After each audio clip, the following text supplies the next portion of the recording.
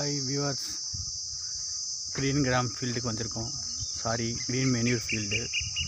நெல்லுக்கு முன்னாடி தக்க பூண்டு விதைச்சி அதை அப்படியே களைக்கொல்லி அடித்து அடக்கி உழுகணும்.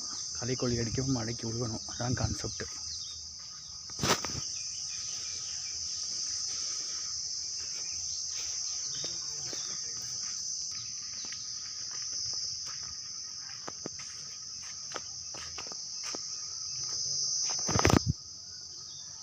முன்னாடிலாம் நம்ம வயல்லையே தக்கை பூண்டு, டைன்ச்சா அதெல்லாம் பசுந்தாள் பயிர் வளர்ந்துருக்கும்.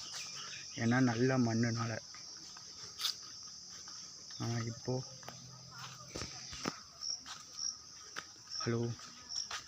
நார்மலாகவே நம்ம வயலில் முன்னாடிலாம் தக்க பூண்டு எல்லாமே வளர்ந்துருக்கும்.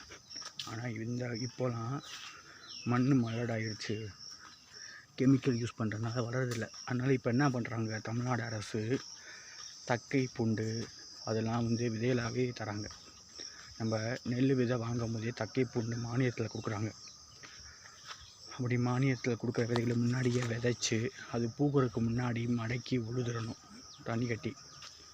அதனால் மண்ணுக்கு இயற்கையாகவே வளம் கூடும். தழைச்சத்து